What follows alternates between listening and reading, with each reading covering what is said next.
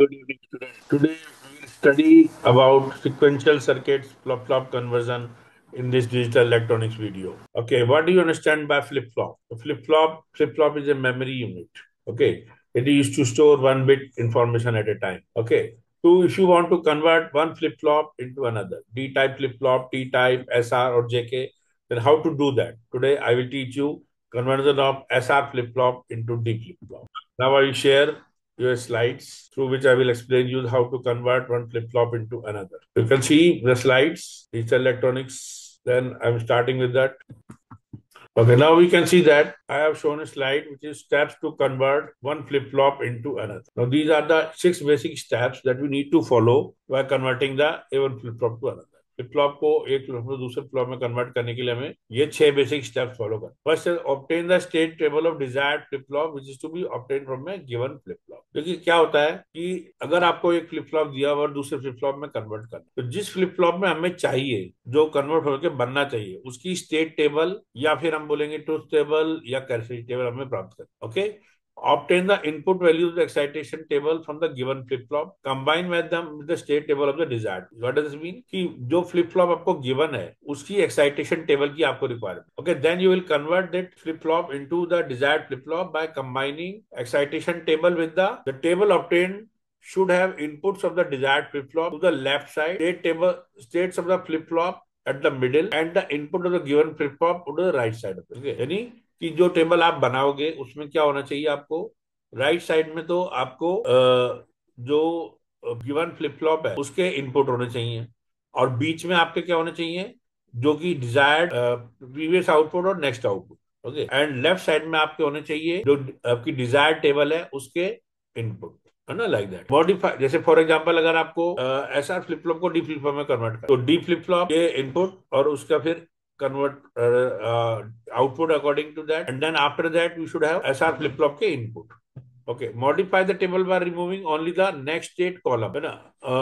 Next state column को remove करना है और उसको रिमूव करने के बाद न्यू टेबल मॉडिफाई हो जाएगी। पॉसिबल इनपुट आउटपुट रिलेशन आपको मिल जाएगा इसमें। Obtain the simplified expression of each excitation input of the given flip flop in terms of the input of the desired flip flop and current state using के map. तो natural हमें पता है कि जो फ्लिप फ्लॉप है उसके अंदर क्या होता है कि output next output depends upon the previous output as well as the present. तो अब अगर हमें एसआर फ्लिप फ्लॉप से डी फ्लिप फ्लॉप बनाना है तो एसआर फ्लिप फ्लॉप के इनपुट प्रेजेंट इनपुट है और साथ में उसका नेक्स्ट आउटपुट है, उनको हम रहने देंगे और डिजायर्ड आउटपुट हमें डी फ्लिप फ्लॉप के अकॉर्डिंग मिलना चाहिए। Draw the circuit diagram of desired flip flop using the given flip flop and the simplified expression, it may require some additional logic. Natural बात है कि जो गिवन फ्लिप फ्लॉप है उससे desired flip flop बनाना है तो गिवन फ्लिप फ्लॉप के ऊपर ही हमें कुछ लॉजिक गेट्स को ऐड करना है और उसके अकॉर्डिंग हमें नया सर्किट तैयार करना है जो कि हमारा डिजायर्ड फ्लिप फ्लॉप की तरह से बिहेव करे। Okay, now we see the example, truth table of D flip flop and excitation table of SR flip flop. हम किस में कन्वर्ट कर रहे हैं, एसआर फ्लिप फ्लॉप को डी में कन्वर्ट करें। तो हमारे को क्या चाहिए,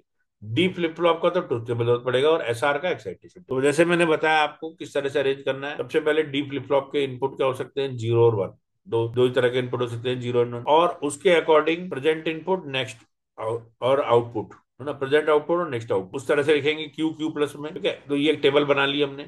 अगर डी की वैल्यू 0 है तो प्रेजेंट अगर 0 है तो नेक्स्ट भी 0 मिलेगा। डी की वैल्यू 0 है तो प्रेजेंट अगर 1 है तो भी नेक्स्ट 0 मिलेगा। यानी डी फ्लिप फ्लॉप का जो ट्रुथ टेबल है वो क्या बोलता है कि जो भी डी में हम इनपुट दे रहे हैं वही हमें आउटपुट में मिले। ओके, अगर डी में हमने 1 दिया तो प्रेजेंट अगर 0 भी है आउटपुट हमारा तो भी नेक्स्ट 1 मिलेगा, प्रेजेंट अगर 1 है तो भी नेक्स्ट 1। ये आप ट्रुथ टेबल के अंदर पहले 3 हम देख सकते हैं।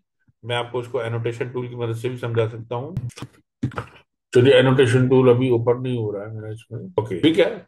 Okay, just understand that D Q Q plus. अब हमारे पास क्या है, क्यू है और क्यू प्लस है ना। This is the present previous output next output. अब अगर ये दे रखा है तो हमें एस और आर की वैल्यू चाहिए, तो इसको क्या बोलेंगे, एक्साइट, है ना। एक्साइटेशन टेबल यही होता है कि प्रीवियस आउटपुट नेक्स्ट आउटपुट अगर इनपुट में है तो क्या एस और आर की वैल्यू। तो अब हम ये अच्छे से समझ सकते हैं कि अगर प्रीवियस आउटपुट क्यू है और नेक्स्ट आउटपुट भी क्यू ही है तो वो कैसा था हमारा एसआर फ्लिप फ्लॉप में, जब एस की वैल्यू 0 थी, आर के अंदर इनपुट अननोन है, कुछ भी हो, 1 भी हो सकता है, 0 भी हो सकता है। इन बोथ केस हमारा प्रेजेंट आउटपुट ही नेक्स्ट आउटपुट रहता है। ठीक है, no change. Okay, like that. देखिए इसके अंदर 0 0 है तो भी कोई सेम रहेगा, 0x, है ना, एस की वैल्यू 0 है। ओके, आउटपुट हमारा 0 रहेगा। ओके, जब हमारा इनपुट अगर 1 है और आउटपुट 0 मिल रहा है या इनपुट 0 आउटपुट 1 मिल रहा है तो हम देखते हैं कि ये जो नेक्स्ट आउटपुट है वो किस पे डिपेंड करता है, हमारा इसका इन्वर्ट होता है ना। एस अगर 1 0 दिया हमने तो S0 और R1 के केस में होता है, और प्रेजेंट आउटपुट अगर 0 है और नेक्स्ट आउटपुट 1 है, तो ये कब होता है, हमारे एस और आर की वैल्यू 1 और 0 के केस में होता है, जो कि हम एस और आर की ट्रुथ टेबल से चेक कर सकते हैं, हमें पता है ये बात। ठीक है। अब अगर मान लीजिए प्रेजेंट इनपुट आउटपुट भी 1 है और नेक्स्ट भी 1 है, तो ये कब होता है हमारा, जब एस पे डिपेंड नहीं करता है आर की वैल्यू 0 होने पर। ठीक है। तो ये हम अच्छे से देख चुके हैं हम पहले ट्रुथ टेबल के अंदर, इसको हम वेरीफाई कर चुके हैं, ये हमारी एक्साइटेशन टेबल बन गई है। अब नेक्स्ट स्टेप क्या था, हमने जो बताया था उसमें ये था हमने कि अब हमें, जब हमने ट्रुथ टेबल और एक्साइटेशन टेबल को कंबाइन कर लिया है, तो we have to remove the next output table the column Q plus को हमें रिमूव करना है। तो देखिए नेक्स्ट टेबल जो हमने डायग्राम बनाया इसमें, we have remove the Q. Okay, 0 0 1 1 D की value 0 1 0 1, and then S and R, only Q plus is not there. Okay. Now we can simply draw logic gate diagram corresponding to S and R, है ना। कैसे कर सकते हैं हम, S के corresponding में के मैप बनाएंगे, ठीक है, और R के करस्पॉन्डिंग के बनाएंगे। तो S के करस्पॉन्डिंग में जो के मैप बनेगा उसके दो दो होगी D और Q, टू वेरिएबल इनपुट का के मैप बनेगा। ओके। इसी तरह से R के करस्पॉन्डिंग में के मैप बनाएंगे, तो वो डी और क्यू के करस्पॉन्डिंग बनेगा, यानी कि एस का एक्सप्रेशन चाहिए हमें। टेबल से भी हम दे सकते हैं कि एस की वैल्यू क्या है, वही है जो डी की वैल्यू है। ठीक है। इसी तरह से आर की वैल्यू क्या हम देख रहे हैं, आर की वैल्यू हमारी डी की उल्टी है ना। डी 0 है तो आर 1 है, डी 1 है तो आर 0 है। अब एक्स के केस में हम 0 और 1 दोनों ले सकते हैं, तो हम ये कंक्लूड कर सकते हैं कि S is equal to D and R is equal to D dash, यानी आर को हमें डी को आर की आर से हमें डी को मॉडिफाई, डी लेके आने के लिए हमें क्या करना पड़ेगा, इन्वर्टर लगाना पड़ेगा। देखिए नेक्स्ट नेक्स्ट स्लाइड में हम देखते हैं, draw the diagram converting S R flip flop into D. Okay. D हमारा डी फ्लिप फ्लॉप लाना है, यानी कि नेचुरली डी फ्लिप फ्लॉप की स्ट्रक्चर कब बनेगी, जब डी इनपुट में होगा और क्यू बार आउटपुट में होगा। ठीक है। एस आर फ्लिप फ्लॉप हमें दे रखा है, यानी आर को डी डी के साथ इन्वर्टर लगा के आर को कनेक्ट करेंगे। ओके।